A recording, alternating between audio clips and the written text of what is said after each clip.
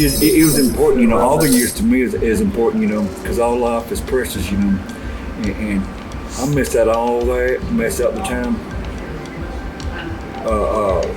with my mother, with my father, the kids, and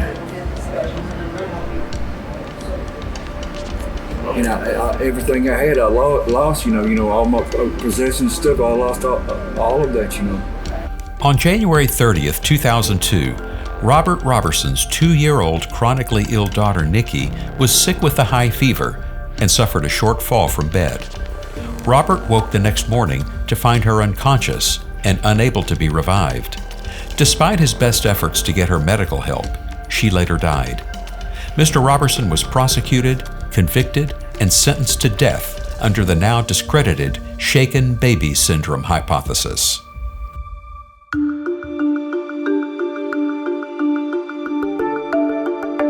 The idea of shaken baby syndrome began in the early 1970s when a pediatric neurosurgeon named Norman Guthkelch wondered why some children he was seeing in his practice had internal bleeding with no or minimal external injury.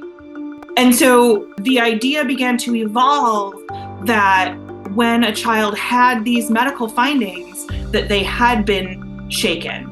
But there's really no scientifically reliable information that would support that idea. But what we can say is that there have been falls from short distances that have resulted in these kinds of findings. There have been medical conditions that result in these kinds of findings, things like sepsis, things like aneurysm, things like stroke. And there have been no reliably witnessed or videotaped shaking events that have resulted in these findings. Later, of course, Dr. Guthkelch came to believe that he had been mistaken in his early work on this hypothesis and that it had been applied incorrectly and unjustly in courts.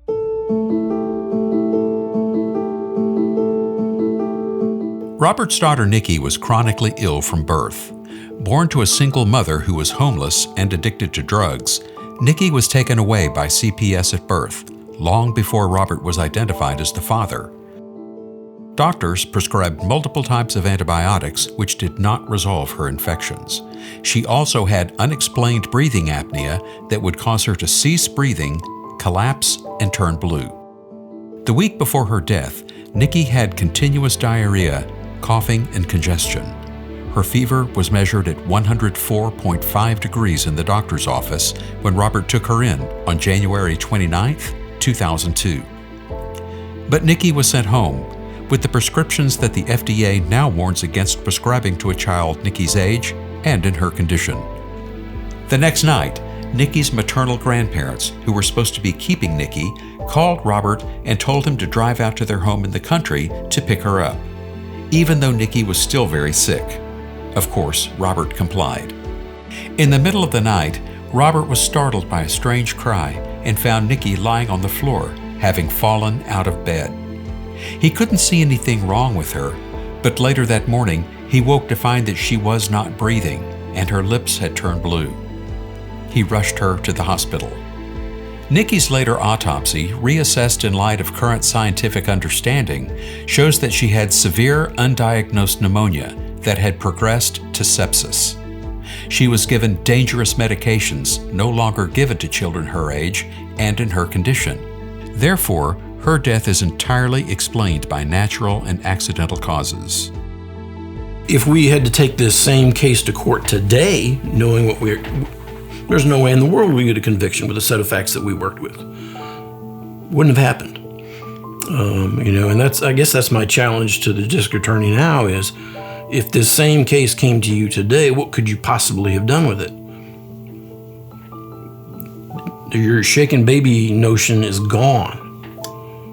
And so you have to go back again to those medical records which don't support anything but a natural death or an accidental death.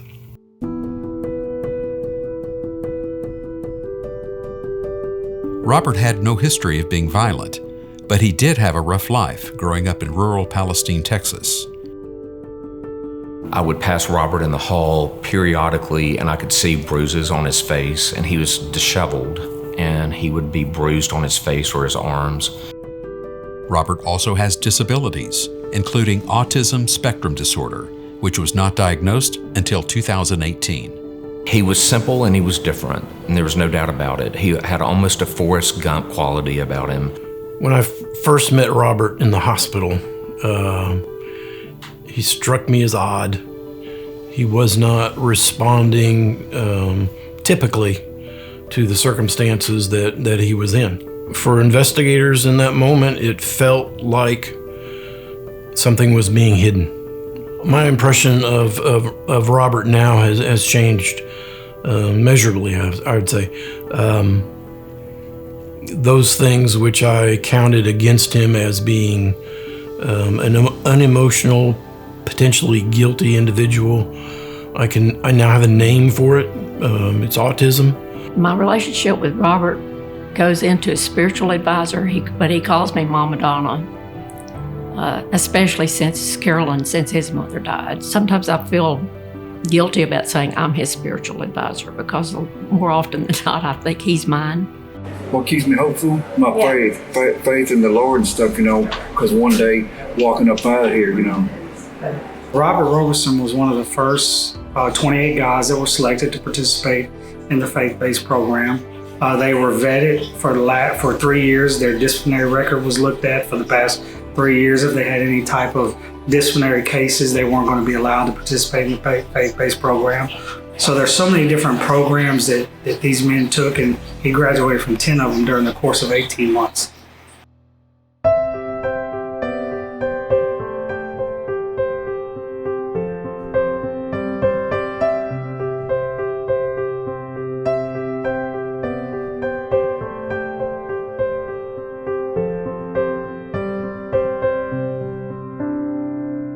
I want people to know that I'll be there for them, and I'll do all I can do to be the best me. I know a lot of men on death row, but there's very few of them that I believe are innocent.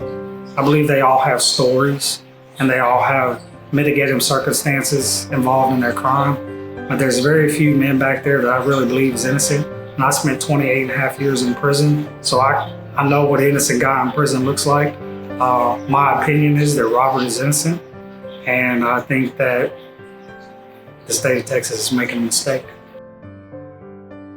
I hope that because they cannot use the evidence that basically was used against him, that he will walk a free man, that he'll be able to put his arms around his kids again, that he'll be able to put his arms around his wife, that he'll be able to put his arms around me, and that he can use what has happened to him to make other people's lives better, which is what he wants to do. Robert should not be where he is. The system failed and continues to fail. Somebody has to intervene here, or an innocent man is going to be killed by the state of Texas. There is no doubt in my mind that he is an innocent man, and we are working hard. For some reason, the state of Texas is working hard to kill him.